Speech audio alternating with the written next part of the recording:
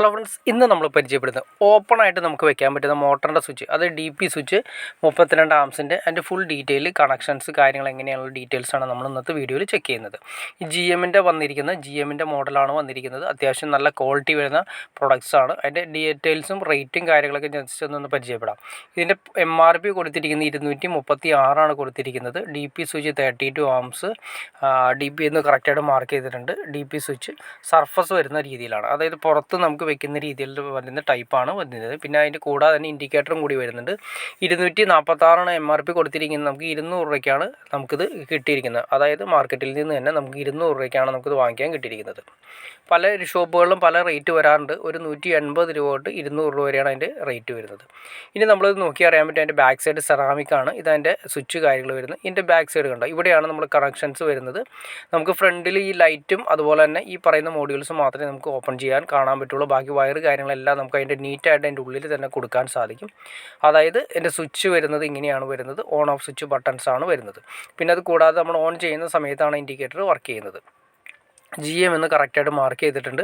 നമുക്ക് ഇത് കണ്ടോ, അതായത് വയർ നമുക്ക് കൂടുതൽ ആവശ്യമുണ്ടെങ്കിൽ ജസ്റ്റ് അത് നമുക്ക് കളയാനുള്ള ഓപ്ഷനും കൂടി ചെയ്തിട്ടുണ്ട്. അതായത് വണ്ണമുള്ള വയറുകളാണ് നമ്മൾ കൂടുതൽ ഗേജുള്ള വയറുകൾ അത് കൂടുതൽ ഉപയോഗിക്കുന്നതെങ്കിൽ അത്യാവശ്യം നമുക്ക് അതിൻ്റെ വയർ കടന്നു പോകാനുള്ള സ്പേസ് വേണമെങ്കിൽ അത് കളയാനുള്ള ഓപ്ഷനും കൂടി അതിൻ്റെ അകത്ത് കൊടുത്തിട്ടുണ്ട്. ഇനി ഇതിൻ്റെ കണക്ഷൻസ് ജസ്റ്റ് ഒന്ന് നോക്കാം. അതിന് മുന്നേ നമുക്ക് ഇതെങ്ങനെ അഴിക്കണമെന്ന് നോക്കാം. ഇനി ആദ്യം കാണുന്ന ആദ്യം കാണുന്ന ഫ്രണ്ടിൽ കാണുന്ന 2 സ്ക്രൂ ആണ്. ഈ 2 സ്ക്രൂ ആണ് നമ്മൾ ഏറ്റവും ആദ്യം അഴിക്കേണ്ടത്. അത് അഴിച്ച് കഴിയുമ്പോൾ പതുക്കെ അതിൻ്റെ ഫ്രണ്ടിലെ ആ പാനൽ, ആ ഇൻഡിക്കേറ്റർ വിത്തുള്ള പാനൽ നമുക്ക് പുറത്തേക്ക് കിട്ടും.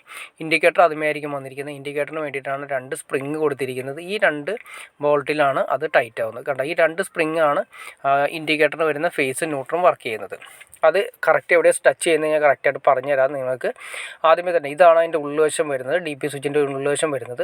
താഴെ നമുക്ക് കൊടുക്കുന്നത് കണ്ടോ, ഇത് ഫേസ് ന്യൂട്രൽ താഴെ നമ്മൾ കൊടുത്തു. അതുപോലെ തന്നെ നേരെ ഓപ്പോസിറ്റ് ഫേസ് ന്യൂട്രലും. ഓൺ ചെയ്യുന്ന സമയത്ത് ഫേസ് ന്യൂട്രൽ നേരെ മുകളിലേക്ക് പോകും.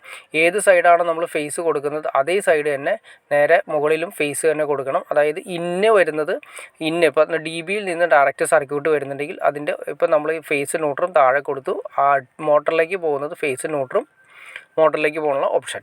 എവിടെയാണോ താഴെ DBയിൽ നിന്ന് വന്നിരിക്കുന്നത് ന്യൂട്രൽ കൊടുത്തിരിക്കുന്നത്, ന്യൂട്രൽ മാർക്ക് ചെയ്തിട്ടുണ്ട്. ന്യൂട്രൽ മാർക്ക് ചെയ്ത സ്ഥലത്ത് ന്യൂട്രൽ കൊടുക്കുക. താഴെ DBയിൽ നിന്ന് വന്നിരിക്കുന്ന ന്യൂട്രൽ കൊടുത്തു. DBയിൽ നിന്ന് വന്നിരിക്കുന്ന ഫേസും കൊടുത്തു. ഇനി അതിന് ശേഷം നേരെ മോട്ടറിലേക്ക് വരുന്ന ഔട്ട്പുട്ട് നേരെ മുകളിൽ. ഇനി നമ്മൾ ഈ പറയുന്ന ക്യാപ്പ് നമ്മൾ ടൈറ്റ് ചെയ്യുന്ന സമയത്ത് അതിൻ്റെ മുകളിൽ കാണുന്ന 2 പ്ലേറ്റ് കണ്ടോ, അതാണ് ഔട്ട്പുട്ട് വരുന്നത്. അത് ആ പ്ലേറ്റിലാണ് ഈ പറയുന്ന ഇൻഡിക്കേറ്റർ വന്ന് മുട്ടുന്നത്. അങ്ങനെയാണ് ആ ഇൻഡിക്കേറ്റർ വർക്ക് ചെയ്യുന്നത്. നമ്മൾ ഓൺ ചെയ്യുന്ന സമയത്ത് മുകളിലേക്ക് സപ്ലൈ പോകും.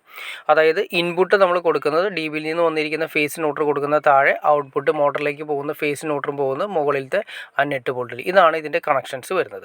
ഇത്രയാണ് ഇതിൻ്റെ മെയിനായിട്ട് വരുന്ന രീതി കാര്യങ്ങളെല്ലാം വരുന്നത്. അപ്പോൾ നമ്മൾ ഓപ്പണായിട്ട് വെക്കുന്ന DP സ്വിച്ചിനെ കുറിച്ച് ഡീറ്റെയിൽ ആയിട്ട് നിങ്ങൾക്ക് മനസ്സിലായി കാണുമെന്ന് വിചാരിക്കുന്നു. നിങ്ങൾക്ക് സംശയം ഉണ്ടെങ്കിൽ തീർച്ചയായിട്ടും നിങ്ങൾ കമൻറ്റ് ചെയ്യാൻ മടിക്കരുത്, ഷെയർ ചെയ്യാനും മടിക്കരുത്, സബ്സ്ക്രൈബ് ചെയ്യാൻ മടിക്കരുത്. ഓക്കെ ഫ്രണ്ട്സ്, അടുത്ത വീഡിയോയിൽ കാണുന്നവരെ ഓക്കെ.